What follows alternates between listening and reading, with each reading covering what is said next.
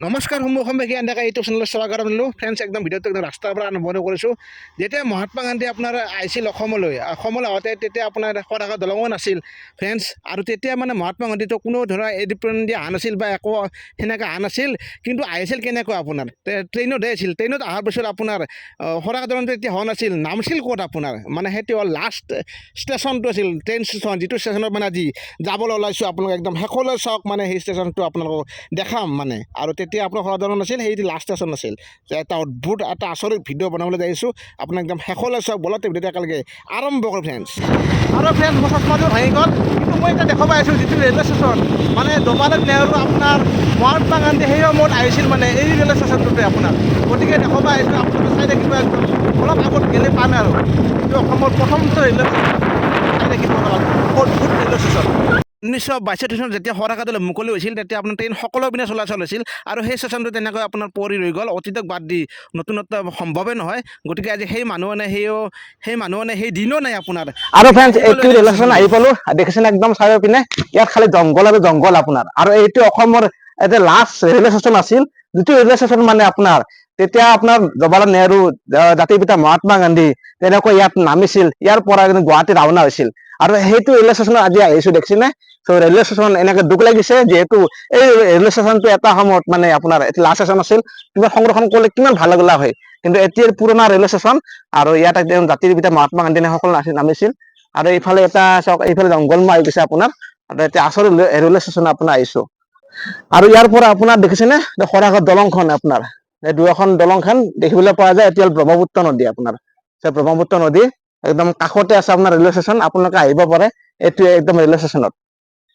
আৰু এইফালে চাওক একদম মজাকে, সঁচাকে এনেকুৱা এটা ৰেলৱে ষ্টেচন, যিটো ৰেলৱে ষ্টেচনত মই আজি খোজকাঢ়ি আছো আপোনাৰ দেখিছেনে। খোজকাঢ়ি যাই আছো, চশমাটো ভাঙিলে আপোনাৰ বাৰু একো নাই। ইয়াতে মই দেখাই আছো এই ৰেলৱে ষ্টেচনটোৱে আপোনাৰ আজিৰ পৰা সেই সময়লৈ ঘূৰি যায়। অতীতক বাদ দি মানে নতুনত্ব হ'ব নোৱাৰে না। ত' অতীতটো আমাৰ এনেকে চলিছিল। ইয়াৰ পৰা সকলোখিনি বিচাৰ বিবেচনা কৰিছিল আপোনাৰ ৰেলৱে ষ্টেচন। এতিয়া আছিল আপোনাৰ লাষ্টটো আৰু আপোনাৰ। ত' এইটো আমিনগাঁৱৰ ৰেলৱে ষ্টেচন আপোনাৰ। চ' কেতিয়াবা আহিলে আপোনালোকে চাবলৈ আহিব আপোনাৰ। চ' এইটোৱে লাষ্ট ষ্টেচন মানে। চ' আজিৰ পৰা সেই সময়কলৈ ঘূৰি যদি যায়, ত' এইটো ৰেলৱে ষ্টেচন আছিল একদম ব্ৰেণ্ড নিউ আৰু আপোনাৰ। চ' সেই ৰেলৱে ষ্টেচনতে এতিয়া বৰ্তমান আছো। দেখিছেনে কেনেকুৱা এটা জংঘলময় পৰিৱেশ হৈ গৈছে আপোনাৰ সকলোখিনি। এইফালে চাওক, ইয়াত জাতিৰ পিতা মহাত্মা গান্ধী আহি নামিছিল। ইয়াৰ পৰা সকলোখিনি মিটিং আকাৰে সকলোখিনি জনাইছিল আপোনাৰ। চ' আপোনাৰ এটি ৰেলৱে ষ্টেচনে আছিল। আৰু বহুত বিচাৰি মানে আপোনাৰ এটি ৰেলৱে ষ্টেচন আপোনাৰ পালো আপোনাৰ। আৰু এতিয়া বৰ্তমান ইয়াত কোনো ধৰণে একো নাই, চাৰিওপিনে জংঘল আৰু জংঘল। আৰু এইফালে চাওক, আৰু আপোনালোকে যিহেতু গুৱাহাটীত আপোনাৰ যিটো যায় সেইটো শৰাইঘাট ব্ৰিজ নাপাওঁতে সেনেকে আমিনগাঁও এনেকে চাইডে আহিব লাগিব। অলপমান সোমাই আহিলে পায় আৰু এই ৰেলৱে ষ্টেচনটো। একদম দেখিছেনে ইয়াৰ একদম ৰেলৱে কলনি আৰু আপোনাৰ। সঁচাকে আজি ক'বলৈ দুখ লাগিছে, এইটো এটা ৰেলৱে ষ্টেচন যি আছিল। চ' এই ৰেলৱে ষ্টেচন সঁচাকে আজি দুখ মনেৰে কৈছো। এই ৰেলৱে ষ্টেচনটো আপোনাৰ যদি থাকিল হয়, কেনেকুৱা এটা মানে ভাল লাগিল হয়। চ' একদম কি কব। ত' তেনেকে আপোনাৰ শৰাইঘাট দলংখন দেখিছেনে। ত' ইয়াৰ পৰা গুৱাহাটী আপোনাৰ যাব পাৰিছিল একদম ডাইৰেক্ট সকলোখিনি। ত' এতিয়া পুৰণা ৰেলৱে ষ্টেচনটো আছিল আপোনাৰ। ত' একদম দেখালো একদম সকলোখিনি। আৰু এই ফ্ৰেণ্ড ষ্টেচনটো আপোনাৰ ধৰক, ইয়াত মানে দেখিছেনে ইয়াত মানে কেনেকুৱা অৱস্থা হৈছে আজি। ইয়াত মানে হাজাৰ মানে লাখ মানুহ ৰৈ আছিল। সেই সময়ত জাতিৰ পিতা মহাত্মা গান্ধী আহিছিল আদৰণি জনাবৰ কাৰণে আপোনাৰ। 1962 চনত আপোনালোকে জানে যে শৰাইঘাট দলং আমাৰ মুকলি হৈছিল। তেতিয়া আপোনাৰ এই ৰেলৱে ষ্টেচনটো ইয়াৰ পৰা আপোনাৰ একদম মানে গুৱাহাটী ষ্টেচনলৈ লৈ গ'ল আপোনাৰ। তেনেকুৱা ইয়াত কোনো ধৰণৰ আপোনাৰ লেখা নাই, কিবা নাই। তথাপিও আপোনালোকক জনাইছো আপোনাৰ জাতিৰ পিতা মহাত্মা গান্ধী এইটো ৰেলৱে ষ্টেচনত নামিছিল আপোনাৰ। চ' এইফালে চাওক সকলোখিনি। আৰু ইয়াত আপোনাৰ একদম মানে জানিব পৰা মতে প্ৰায় 4বাৰকে মানে আপোনাৰ মহাত্মা গান্ধী ইয়াত আহিছিল আপোনাৰ। গতিকে এই ৰেলৱে ষ্টেচনটো আপোনাৰ। আৰু এই ৰেলৱে ষ্টেচন তেতিয়াৰ পৰা আপোনাৰ এনেকে বন্ধ হৈ আছে। আৰু আজিকালি সেনেকে বন্ধ হৈ আছে আপোনাৰ। আৰু এই ৰেলৱে ষ্টেচন আপোনাক জনালো অলপ আগতে আপোনাৰ গুৱাহাটী চাইডে আপোনাৰ গুচি গৈছে। পাণ্ডুঘাট চাইডে আপোনাৰ তেতিয়া এনেকে হৈ গ'ল। আৰু এতিয়া এনেকে পৰি থাকিল। আৰু এতিয়া অবিভক্ত ৰেলৱে ষ্টেচন আপোনাৰ। ইয়াত কোনো ধৰণৰ নাই, কোনো মানুহ নাই, সেই আগৰ মানুহ নাই, বৰ্তমান কোনো মানুহ ইয়াত আহে নাই, কেনেকুৱা কি। এতিয়া অবিভক্ত ৰেলৱে ষ্টেচন। ইয়াত মানে অকল খালি এনেকে পৰি ৰৈছে এটা ৰেলৱে ষ্টেচন। ইয়াত খালি ভূত জংঘল হাবি জাবি মানুহ যেনে জন্তুৰ কাৰণে আপোনাৰ এতিয়া আশ্ৰয়স্থল হৈ পৰিছে এতিয়া।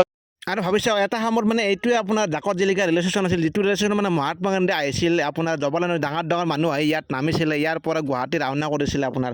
চ' সেই ৰেলৱে ষ্টেচনটো আপোনাৰ এনেকুৱা এটা হৈছে, এনেকুৱা এটা দৃশ্য। কিন্তু ইয়াত মই আহি এটা বস্তু গম পাইছোঁ যে আপোনাৰ ইয়াৰ ওচৰে পাঁজৰে যিখিনি মানুহ আছে তেওঁলোকৰো বেছি গুৰুত্ব নাই, আৰু বিশেষকৈ ৰেলৱে বিভাগৰ মানুহৰ গুৰুত্ব নাই। ইয়াৰ যদি এট্ৰেকশ্যন মানে টুৰিষ্ট এট্ৰেকশ্যন কৰে সেয়ে ভাল লাগিব, এটা সংৰক্ষণ কৰিব লাগে, যিটো আমাৰ পুৰণা স্মৃতি এই বস্তুটো সংৰক্ষণ কৰিব লাগে। সেইটোৱে মই আহ্বান জনাইছোঁ। আৰু এতিয়াতো আহি ইয়াত দুখ লাগি গ'ল আপোনাৰ ৰেলৱে ষ্টেচন দেখি, দুৰৱস্থা দেখি সকলোখিনি মানে সঁচাকৈ বেয়া লাগি গৈছে যে ৰেলৱে ষ্টেচনটো এতিয়া কেনেকুৱা ৰূপত আছে। আৰু 1960 চনত যেতিয়া জৱাহৰলাল নেহৰুৱে শৰাইঘাট দলং স্থাপন কৰিছিলে, আৰু তেতিয়া একদম হৈ গ'ল 1922 চনত, তেতিয়া মানে আধাৰ স্থাপন হোৱাৰ পিছত এই ৰেলৱে ষ্টেচনটো লাহে লাহে নোহোৱা হৈ গ'ল আপোনাৰ। আৰু এই ৰেলৱে ষ্টেচনটো আপোনাৰ দেখিছেনে, এটা মহাদেৱৰ মন্দিৰো আছে আপোনাৰ, এইফালে ওম নমঃ শিৱায়। আৰু ইয়াত বৰ্তমান আহিলে আপোনালোকে সেৱা কৰিব পাৰিব। এইফালে চাওক, ওম নমঃ শিৱায়, ওম নমঃ শিৱায়, এনেকৈ এটা মন্দিৰ আছে, চব সুন্দৰ। চ' এনেকৈ আজি পৰি ৰৈ গৈছে ৰেলৱে ষ্টেচনটো। আৰু এইফালে পাইপবিলাক আছে সকলোখিনি, এইফালে চাওক, ওম নমঃ শিৱায়। এই ৰেলৱে ষ্টেচন দেখালোঁ আপোনাৰ সকলোখিনি।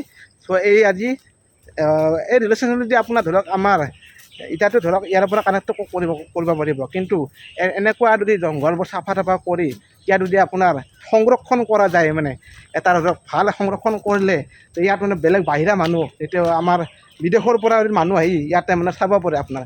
মানে এনে ভাবক টুৰিষ্ট টাইপৰ কৰি দিলে বেছি বস্তুটো ভাল হয় আপোনাৰ, তেতিয়া আপোনালোকে মানে তেওঁলোকে চাবলৈ আহিলাক, আৰু আমাৰ অসমৰ এটা মানে এইখিনি ডেভেলপখিনি ভাল হৈ যাব আপোনাৰ। এতিয়া পুৰণা বস্তুখিনি সদায় সংৰক্ষণ কৰিব লাগিব, আৰু আজি যদি সংৰক্ষণ কৰা নাই, নেক্সট এদিনলৈ সংৰক্ষণ কৰিব লাগিব, তেতিয়া আপোনাৰ মানে বিশ্বত মানে জিলিকিব পাৰিব, মানে যে ক'ব পাৰিব যে বিশ্বতে আপোনাৰ এনেকুৱা ৰেলৱে ষ্টেচনটো মানে আপোনাৰ দেখিবলৈ পাব।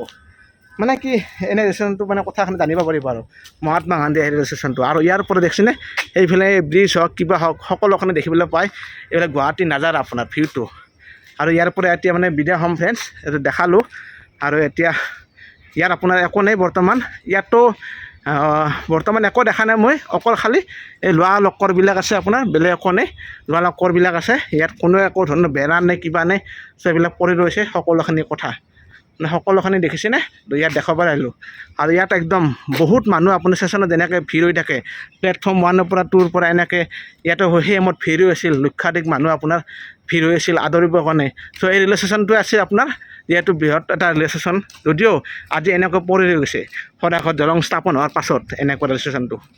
আৰু এনেকৈ ভাঙি পৰিছে সকলোবোৰ আপোনাৰ, টিং হওক লোৱা লক্কৰ সকলো ভাঙি চাঙি চুৰমাৰ হৈ গৈছে আপোনাৰ। আৰু এই খণ্ডৰ মানুহ মই এজনক মানে লগ কৰিব বিচাৰিছিলোঁ, কিন্তু তেখেতৰ সময় নহ'ল তেনেকুৱা, একদম মানে ক'বলৈ মানে কি একদম নকলাকৈ কৰি দৌৰা দৌৰি গুচি গ'ল। কিন্তু ক'লে কি হ'লা হয়, কিন্তু এই খণ্ডৰ মানুহৰ চাগে অলপ গুৰুত্বটো কম আছে থাকে, বেছিভাগৰ কিছুমানে আছে, যদি চৰকাৰে জনালে এই বস্তুটো কৰি দিব, কিন্তু ইয়াত মানে তেনেধৰণৰ কোনো মানে সময় নহ'ল আপোনাৰ। গতিকে দেখালোঁ আপোনাৰ তো ৰেলৱে ষ্টেচনটো, আৰু কেতিয়াবা আহিলে আপোনালোকে আহিব এই ৰেলৱে ষ্টেচনটোৱে আপোনাৰ। তো ৰেলৱে কলনীবিলাক আছে আপোনাৰ, চ' সেয়ে আৰু ৰেল ডিপাৰ্টমেণ্টবিলাক। আৰু ইয়াৰ পৰা আগত এটা মন্দিৰো আছে। আৰু ইয়াত আপোনাৰ ৰেল লাইনবিলাক আপোনাৰ ধৰক নেদেখা হৈ গৈছে, সকলোখিনি হাবি জংঘল দি ভৰি গৈছে। আৰু ইয়াত দেখিছেনে, ইয়াত মানে এই গেপবিলাক এতিয়া নোহোৱা হৈ গৈছে আপোনাৰ, চাৰিওপিনে জংঘলমুৱা হৈ গৈছে আপোনাৰ। তো ইয়াত আপোনালোকে মানে হয়তো দেখাব পাৰিলোঁ হয়, যদি আজি জংঘলখন কাটা লাগে তেতিয়া দেখাব পাৰিলোঁ হয়। এই ৰেলৱে ষ্টেচনটো হয়তো ক'ৰবাত এখিনিতে আছে, চ' মানে এই ষ্টেচনটোতো এখিনিয়ে আপোনাৰ, কিন্তু ইয়াতে ৰেল লাইনবিলাক কথা কৈছোঁ, যিবিলাক ৰেল লাইন আছে, ৰেল লাইনবিলাক ইয়াতে মানে আপোনাৰ পোত খাই গৈছে আপোনাৰ। চ' দেখাব পাৰিলোঁ হয়, কিন্তু তেনেকুৱা আৰু চেৰিবিলাক আছিল, কিন্তু এতিয়া বৰ্তমান নাই, দেখাব নোৱাৰিলোঁ। তেনেকুৱা উপায় নাই, আপোনালোকে দেখিছে এই জংঘলবিলাক আছে, চ' জংঘলত অলপ পোত খাই আছে। চ' এইটোৱে আছিল ৰেলৱে ষ্টেচন আপোনাৰ, যিটো ৰেলৱে ষ্টেচনৰ কথা মই আপোনালোকক জনাইছিলোঁ ভিডিঅ' আৰম্ভণিতে। আৰু এনেকৈ কিছুমান নতুনত্ব মানে এনেকৈ হেৰাই যাব, আৰু এনেকৈ পুৰণত্ব পুৰণ হৈ যাব, আৰু কিছুমান নতুন হোৱাৰ পিছত এটি বস্তু কোনো আদৰ নল'ব। ত' তেনেকুৱা হৈ গৈছে পুৰা, এনেকুৱা হৈছে আমাৰ মানে জীৱনটো আৰু। গতিকে যিখিনি বস্তু আপোনাৰ আছে সেইখিনি ডেভেলপ কৰি থাকিব লাগে, আৰু এইটো এনেকৈ ৰৈ যাব, ইয়াতে কোনোদিনো এই নকৰে, তো এনেকৈ থাকি যাব আপোনাৰ। আৰু ভিডিঅ'টো ইয়াতে সমাপ্ত কৰিছোঁ আজি ভিডিঅ'টো কেনেকুৱা পাইছে নিশ্চয় লাইক কমেণ্ট শ্বেয়াৰ গোটেইনো কৰি দিব। গতিকে সমূহ অসমবাসী ধন্যবাদ জনালোঁ, টাটা বাই বাই।